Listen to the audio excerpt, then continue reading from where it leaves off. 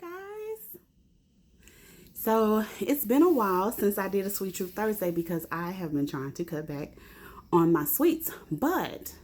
And I didn't do a Sunday no cap because me and my family left church early to go get tested for the coronavirus. Not because we think any of us have it, but just as a safety measure for my family, because we all kind of hang out kind of tight, and I just want to make sure that we are not endangering any of our loved ones, whether it be the baby or it be our matriarch and patriarch of our family. So I didn't get a chance to hear the sermon Sunday, but I have had a topic on my mind that I wanted to talk about, and it's kind of random, but for some reason, it's just kind of been itching at me to discuss it, to talk about it.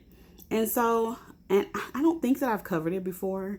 If I have, then I must need to say it again, talk about it again. And that's closure.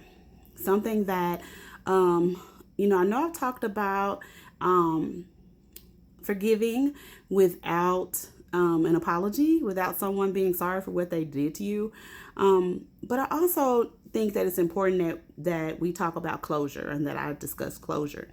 A lot of people that I know, including myself, we like to feel like a situation has been closed out. Okay, it's kind of like when I'm at work. If I'm working on something, there are some things I just don't want to come the next day and see. So I want to see it finished. I want to know for sure that it's done. Okay. And I'm like that about relationships. Okay. Whether it be friendships or it be,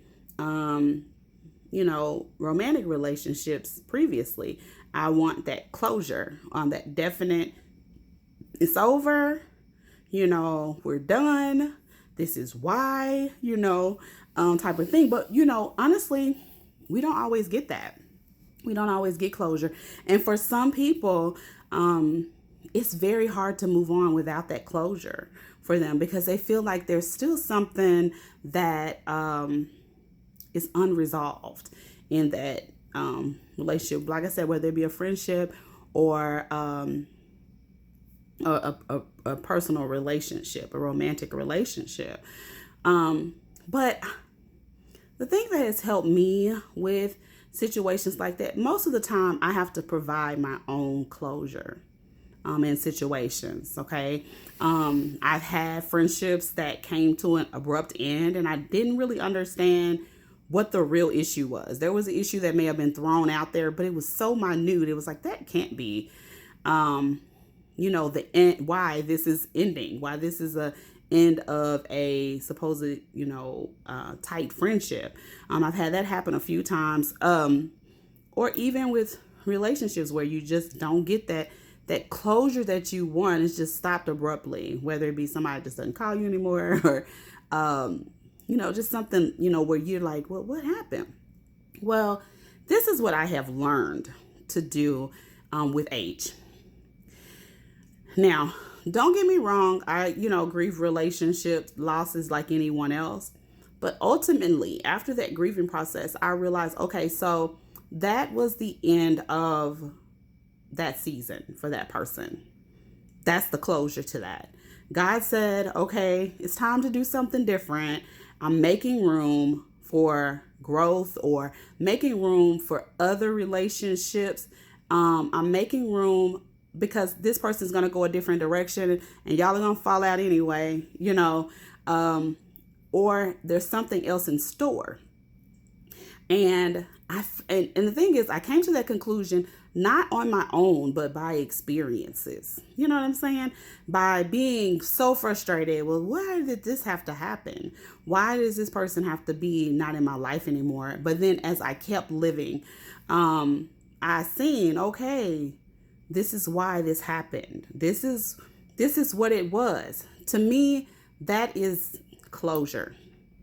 When God reveals his plan to you, all you gotta do is just keep living, keep going, and trust him.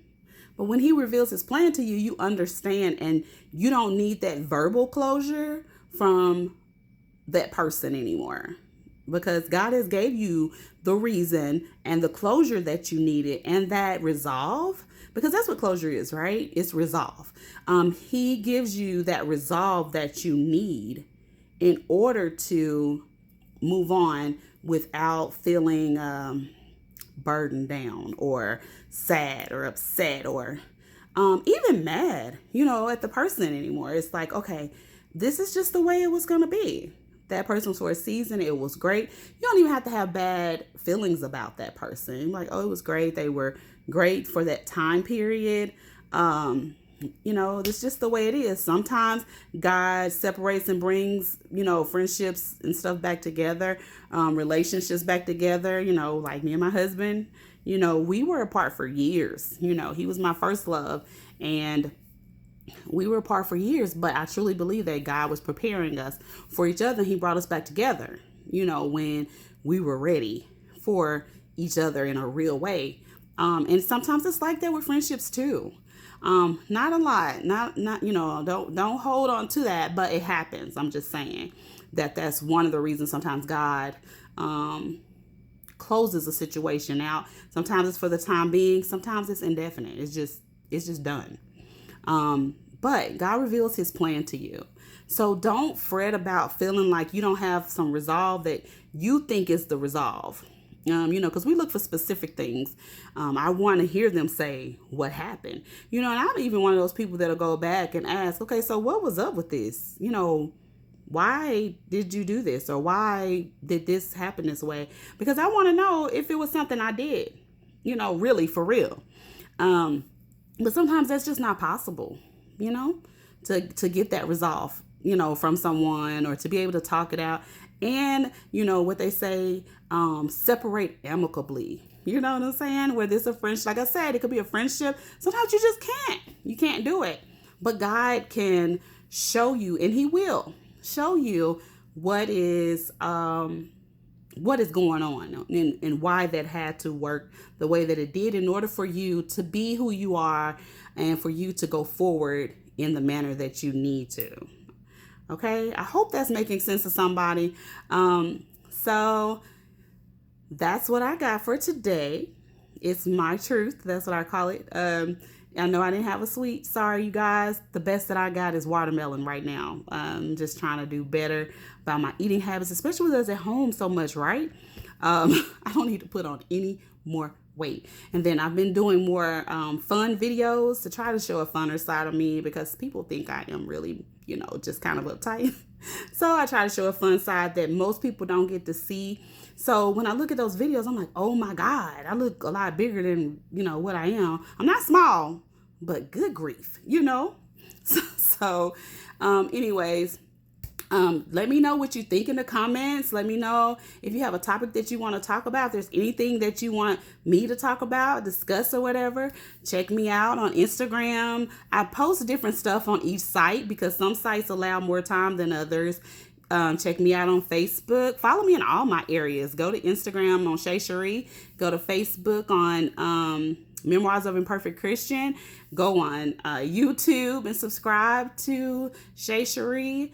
And follow me on TikTok. I'm Shay Cherie on there too. And I put different stuff on each thing. So, all right, you guys. Thank you.